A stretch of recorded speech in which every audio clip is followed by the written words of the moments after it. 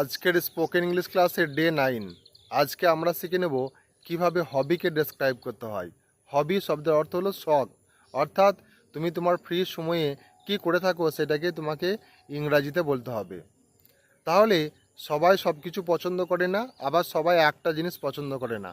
যে জিনিসটা তুমি সবথেকে বেশি পছন্দ করো সেটাকে প্রথমে তুমি হবি হিসেবে ডেসক্রাইব করবে, তারপর তুমি অন্যগুলোকে অ্যাড করতে পারো। কি করে অ্যাড করবে চলো আমি তোমাকে শিখিয়ে দিচ্ছি। My hobby is reading book. I also like to travel. I enjoy learning English.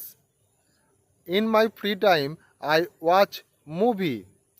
I sometimes play cricket with my students. এগুলো আমার হবি।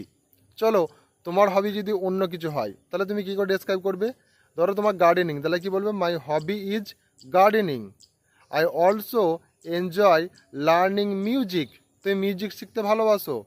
I also enjoy learning dancing. তুমি ডান্স করতে ভালোবাসো। In my free time I listen to music.